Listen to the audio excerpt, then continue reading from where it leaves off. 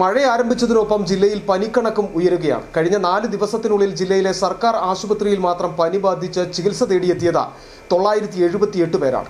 മറ്റ് ആശുപത്രികളിലെ കണക്കുകൾ കൂടി നോക്കിയാൽ ഇത് ഇരട്ടിയിലധികമാകുമെന്നാണ് വിലയിരുത്തൽ.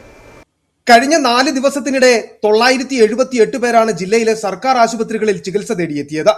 സ്വകാര്യ ക്ലിനിക്കുകൾ, സ്വകാര്യ ആശുപത്രികൾ, ഹോമിയോ, ആയുർവേദം എന്നിവയുടെ എണ്ണം കൂടി നോക്കിയാൽ പനിബാധിതരുടെ എണ്ണം ഇരട്ടിയിലേറെ വരും.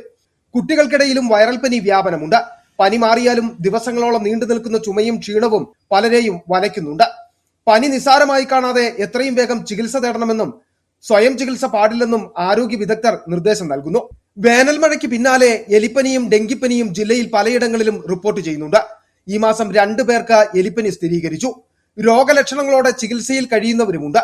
മഴക്കാലത്ത് എലിപ്പനി കേസുകൾ കൂടി വരുന്ന പ്രവണതയുള്ളതിനാൽ കാർഷിക മേഖലയുമായി ബന്ധപ്പെട്ട് പ്രവർത്തിക്കുന്നവർ, തൊഴിലുറപ്പിൽ ഏർപ്പെടുന്നവർ തുടങ്ങിയവർ ശ്രദ്ധിക്കണമെന്നും ആരോഗ്യവകുപ്പ് മുന്നറിയിപ്പ് നൽകുന്നു.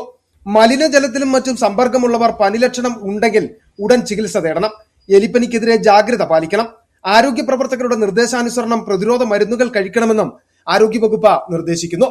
News desk, city vision.